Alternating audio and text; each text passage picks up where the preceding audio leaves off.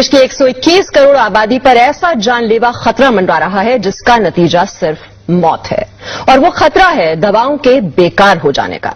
मरीज के इलाज की बुनियाद यानी एंटीबायोटिक दवाएं बेअसर होती जा रही हैं।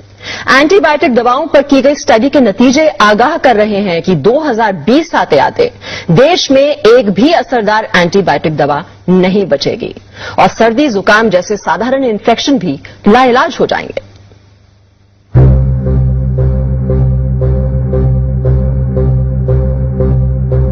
देश की 121 करोड़ आबादी पर ऐसा जानलेवा खतरा मंडरा रहा है जिसका नतीजा सिर्फ मौत है, और वो खतरा है दवाओं के बेकार हो जाने का।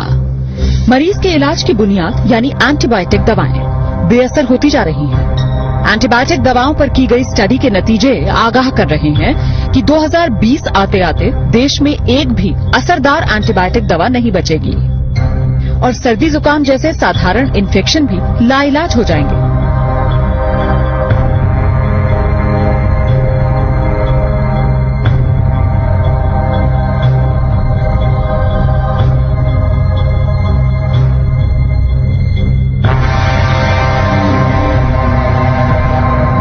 जरा सोचिए, अगर डॉक्टर को मरीज की बीमारी का पता हो, उसके इलाज के लिए बेहतरीन वार्ड, टेस्ट और ऑपरेशन की सुविधा हो, लेकिन मरीज पर दवाएं ही असर न कर रही हों और मरीज को बचा पाना नामुमकिन हो जाए। ये सिर्फ ख्याल नहीं है, ये वो डरावनी हकीकत है जिसका तोड़ डॉक्टर अभी तक नहीं तलाश पाए।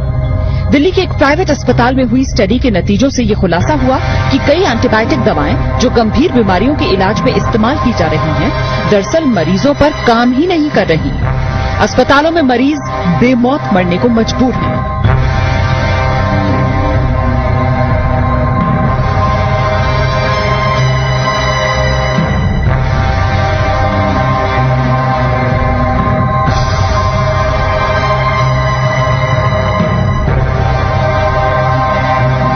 अगर हम डिस्क्रीट अब ना हो, अगर हम ये इस पे ध्यान ना दें, तो हो सकता है इवन बिफोर 2020 हमारे पास एंटीबायोटिक्स होना या न होने का कोई मतलब ना हो।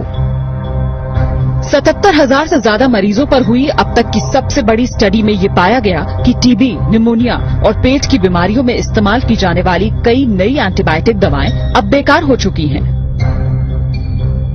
टीबी के इलाज के लिए दी जाने वाली दवा 2002 में तकरीबन 98% मरीजों पर काम कर रही थी, जबकि 2009 में ये सिर्फ 48% मरीजों पर ही कारगर साबित हो पाई।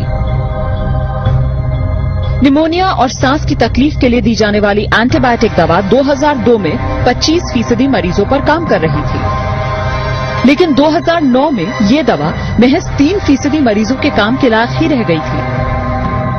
सर्जरी कराने वाले मरीजों में होने वाले इन्फेक्शन को रोकना चुनौती बन गया है। अनुमानित आंकड़ों के मुताबिक देश के हर अस्पताल में हर हफ्ते 1 से 2 मरीजों की मौत सिर्फ इसलिए हो जाती है क्योंकि एंटीबायोटिक दवा बेकार साबित हो गई।